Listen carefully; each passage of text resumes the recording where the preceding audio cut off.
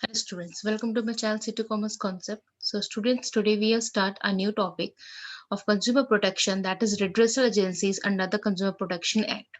So students, this topic is very important and as we know कि ये जो topic है इससे हर बार एक long question और short question जरूर आता है, especially the question of case study. तो आज हम क्या क्या redressal agencies होती हैं ये consumer protection के अंडर में हम लोग पढ़ेंगे, ताकि हम केस स्टडी के क्वेश्चंस को उतने ही इजीली तरीके से हम उसको सॉल्व कर सके। तो उसके लिए जरूरी है कि आपको इसके बारे में पता हो अच्छे से। Okay, so students, let's begin with this topic.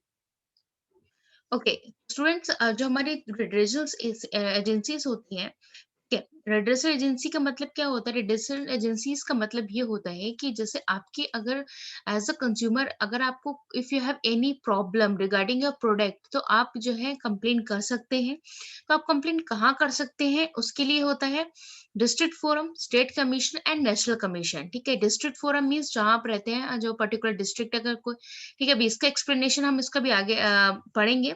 तो जो ये थ्री जिसको हम लोग थ्री टायर मशीनरी भी बोलते हैं, ठीक है, तो ये है district forum, state commission and national commission. तो ये हमारी क्या है? Redressal agencies. नेक्स्ट आते हैं स्टूडेंट्स, नेक्स्ट है हमारा who can file a complaint. सबसे पहले आपको ये पता होना चाहिए, the most important thing is who can file a complaint, कौन कंप्लेंट कर सकता है। ठीक है, तो स्टूडेंट्स, कौन कंप्लेंट कर सकता है? Any consumer. ठीक है, यानी कि कोई भी कंज्यूमर कर सकता है। देयर इज नो बाउंड कि कोई पर्टिकुलर इंडिविजुअल या ऑर्गेनाइजेशन होनी चाहिए। Any registered consumers association, the central government और एनी स्टेट गवर्नमेंट। ठीक है, ऐसा नहीं है कि अगर आप कोई प्राइवेट के हो या सेंट्रल गवर्नमेंट के नहीं हो, या आप कोई भी हो, either of the central government और स्टेट गवर्नमेंट, आप कहीं के भी हो, आप अपनी कंप्लेंट को फाइल कर सकते हैं। One or more consumers on behalf of the numerous consumers having the same interest. सबसे ज्यादा जो प्रॉब्लम है वो इस टॉपिक पे आती है। बाकी सब तो समझ में आ जाता है, लेकिन ये समझ में नहीं आता कि हैविंग द सेम इंटरेस्ट का इसका मतलब क्या हुआ। इसका मतलब ये होता है स्टूडेंट्स की, जैसे मान लेते हैं कि आप कोई इंडिविजुअल ऑर्गेनाइजेशन है या कोई स्टूडेंट है या कोई वर्कर है जो अपनी फाइल को कंप्लीट नहीं कर सकता, तो आप उसके बिहाफ पे क्या कर सकते हैं? आप उसके बिहाफ पे जो है एक कहते नहीं याचिका दायर करना, तो आप वो एक रिट जो है वो आप कोर्ट को जो है वो लिख सकते हैं, दे सकते हैं। आप उसके बिहाफ पे जो है वो कंप्लेंट को रजिस्टर्ड कर सकते हैं। नेक्स्ट आता है लीगल हायर और representative of a deceased consumer, यानी कि अगर आपको कोई भी प्रोडक्ट का या किसी भी चीज को लेकर अगर आपको कोई कंप्लेंट करनी है, तो भी आप लीगल, आपके पास एक राइट है कि आप उसको क्या कर सकते हैं? कंप्लेंट कर सकते हैं। नेक्स्ट आता है, ओके, तो स्टूडेंट्स, ये है हमारा कि फर्स्ट हमने पढ़ा था डिस्ट्रिक्ट फोरम, डिस्ट्रिक्ट कमीशन। तो इसके अंडर में क्या आता है कि हम किन किन चीजों को जो है हम ध्यान में रखते हैं कि जो हमारी कंप्लेंट है वो किसके अंडर में होनी चाहिए। Okay, the student, the first point लिखा हुआ है कि it consist of a president. उसमें क्या होना चाहिए? प्रेसिडेंट होना चाहिए, and the two members, one of whom should be a woman duly appointed by the state government। तो स्टूडेंट, वेरी वेरी इंपॉर्टेंट, कभी कभी जो क्वेश्चंस आते हैं आप लोगों के, वो क्वेश्चंस इसी के रिगार्डिंग आते हैं कि जो केस स्टडी का क्वेश्चन आता है वो क्वेश्चन ऐसे ही आता है कि दो मेंबर्स हैं, ठीक है, there was one woman and that woman is appointed by the state government, और फिर उसके बाद आपको एक प्रॉब्लम दे देंगे। उसके बाद आपसे पूछा जाएगा कि ये जो प्रॉब्लम है, मतलब ये जो ये किसके अंडर में आती है, तो आपको ये बताना होगा कि this problems comes under the district forum और द डिस्ट्रिक्ट कमीशन।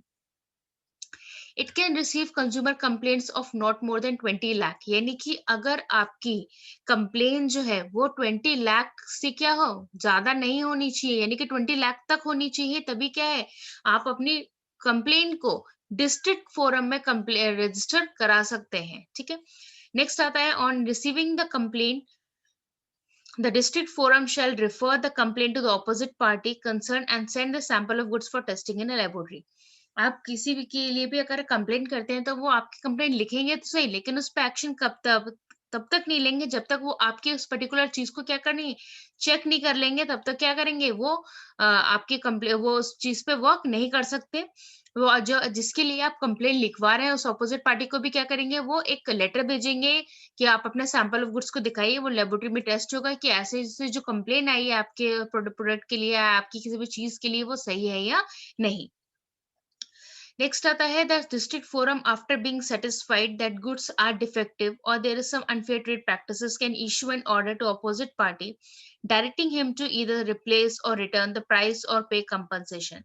तो डिस्ट्रिक्ट फोरम क्या करती है, द डिस्ट्रिक्ट फोरम यानी कि being satisfied that goods are defective यानी कि वो कंज्यूमर को सेटिस्फेक्शन प्रोवाइड कराती है यदि गुड्स में या यदि गुड्स क्या हो, डिफेक्टिव हो, या तो फिर unfair trade practices means black marketing करके अनफेयर एडवर्टाइजिंग करके, ठीक है, ये सारी चीजों के साथ क्या है, आपके साथ कुछ जालसाजी की गई हो, आपको पागल बनाया गया हो, ठीक है, तो क्या करेगी opposite party, directing him to इधर रिप्लेस यानी क्या, तो उसको चेंज करेगी और या तो उसको वापस कर लेगी या तो फिर आपका क्या करेगी, जो आपका जो भी कंपनसेशन हुआ है यानी कि आपको जो नुकसान हुआ है उसकी भरपाई वो करेगी।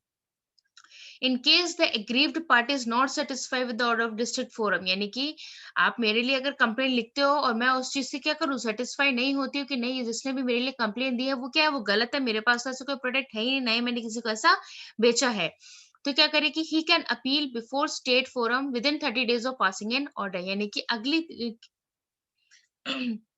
30 days के लिए वो क्या करेगी, स्टेट फोरम को वो ऑर्डर भेजेगी और उसके पास कितना दिन होगा, 30 दिन के अंदर ही क्या करना होगा, उसको अपना एक ऑर्डर पास करना होगा। नेक्स्ट आते हैं स्टूडेंट स्टेट कमीशन। ओके, तो स्टेट कमीशन क्या है स्टूडेंट, देखिए अब इसमें क्या है, each commission consist of a president, last में भी हमने ये पढ़ा था क्या था, प्रेसिडेंट एंड द 2 मेंबर्स, जिसमें वो एक क्या होनी चाहिए, वुमेन होनी चाहिए, ठीक है, president and at least 2 members appointed by the state government, ठीक है, इसमें भी अपॉइंट कौन कर रहा है, स्टेट गवर्नमेंट, और डिस्ट्रिक्ट फोरम में भी कौन अपॉइंट कर रहा था, स्टेट गवर्नमेंट। इसमें क्या है, complain of at least rupees 20 lakh but not more than 1 crore can be filled with the state commission। District forum ने क्या पढ़ा था कि अप टू 20 लाख होनी चाहिए यानी कि 20 लाख से ज्यादा होगी तो you can not complain under the district forum, and in state commission you have to complain up to the 20 lakh, sorry, and not more than 1 crore, okay। on receiving the complaint, आप लोग सोच रहे होंगे इतनी बड़ी बड़ी complaint कौन करता है, बिल्कुल करते हैं जो हम महंगे प्रोडक्ट्स लेते हैं, एसी हो गया, टीवी हो गया, फ्रिज हो गया, या आप इस तरह की कोई भी जो है कॉस्टली चीज लेते हैं तो उसके लिए क्या कर सकते हैं, कुछ लोग तो आईफोन लेते हैं जैसे 75,000 का, तो भी क्या है, आप कंप्लेन कर सकते हैं, okay। So on receiving the complaint, the state commission can also refer the complaint to opposite party and send the goods for testing in laboratory। Again, the same point कि आप अगर किसी के लिए कंप्लेन लिखवाते हैं तो वो क्या करेगा, वो आपके रजिस्टर तो करेगा लेकिन वो एक्शन कब स्टार्ट करेगा, जब वो आपने ऑपोजिट पार्टी जो है जिसके लिए आपने वो कंप्लेन रजिस्टर करवाई है उसके प्रोडक्ट्स को क्या करेगा, लेबोरेटरी में वो टेस्ट करेगा, तभी जाके वो उसके लिए एक्शन ले सकता है। The next is the state commission after being satisfied can order to opposite party to either replace or repay or pay compensation. In case the aggrieved party is not satisfied, they can appeal before national commission within 30 days of passing an order. तो district forum में क्या था कि अगर वो satisfy नहीं होती है तो वो किसको पास करेगा ऑर्डर, स्टेट को। स्टेट अगर अपील को अगर स्टेट के सेटिस्फाई नहीं होती तो वो किसको अपील करेगा, नेशनल कमीशन को, और अगेन उसके पास कितने दिन होंगे, 30 days का उसके पास समय होगा कि वो अपने ऑर्डर को जो है वो पास कर सकता है। And again if the person is not satisfied with the product, that person should have to opposite party to either have to replace the product or the repay the compensation money। Okay, the next आता है student, the third point is national commission। Okay, national commission में क्या है कि it consists of a president, okay, and at least how many members, the 4 members which is appointed by the central government। Student, the questions are coming in your boards are just like that कि therefore कि there's a particular company, okay, and here are the two managers and the one employee and the one or we can say that one manager, okay। तो वो इस तरीके से कितने हो गए, they are the 4 people in the 4 person in their company, okay। Now you have to analyze and you have to recognize that if we are talking about the 4 person, that means we are talking about the national commission, okay। Next, the point B, all complaints are pertaining to goods and services of value more than 1 crore can be filed with national commission। तो students, हम जो है अब national commission में कितना हम जो है कंप्लेन करा सकते हैं, the amount is rupees 1 crore, okay, more than 1 crore। On receiving the complaint, the National Commission can also refer it to the opposite party in send goods for testing. Again, the points are same. The National Commission has the power to issue orders for replacement or removal and to pay the compensation for loss. Okay, now after that, national commission क्या करती है, उसके पास क्या power है कि वो उस order को इश्यू करे, किसके लिए, for the replace and removal, यानी कि वो रिप्लेस करेगा या तो फिर हटाए, और उसको जो भी लॉस है वो उसको जरूर पे करे। ये काम होता है नेशनल कमीशन का एक कंज्यूमर के लिए, कि अगर उसको कोई भी प्रॉब्लम होती है किसी भी पर्टिकुलर प्रोडक्ट से, ठीक है, या उसको चीट किया जाता है, ठीक है, तो क्या करेगा, डिस्ट्रिक्ट जो है वो नेशनल सॉरी डिस्ट्रिक्ट जो है वो स्टेट के पास 30 डेज का स्टे ऑर्डर मांगेगा।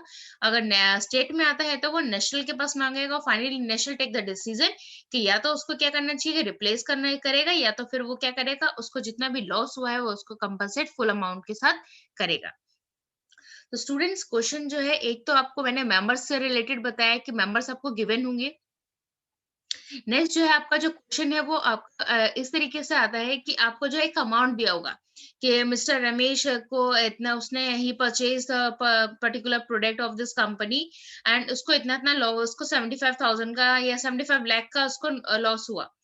तो 75 लाख का हुआ तो इसका मतलब किसका हुआ, हमने क्या पढ़ा था स्टेट में, किसका पढ़ा था स्टेट में, हमने पढ़ा था कि up to 20 lakh, sorry district में पढ़ा था हमने up to 20 lakh, and state में हमने क्या पढ़ा from 20 to up to 1 crore, यानी कि and we were talking about the 75 lakh rupees loss, यानी कि वो हम किसकी बात कर रहे हैं, स्टेट कमीशन की बात कर रहे हैं।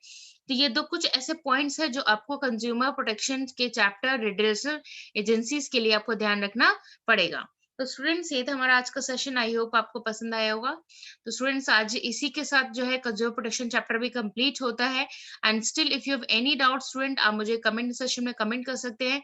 एंड फिर भी अगर कोई टॉपिक रह गया हो जो आपके में कोर्स में और मैंने नहीं कराया, आप मुझे कमेंट सेशन में कमेंट कर दीजिए, मैं डेफिनेटली उस वीडियो को बना के आपको लिए पोस्ट करूंगी। आई होप आपको अच्छे से समझ आया होगा students. That's for all, thank you students.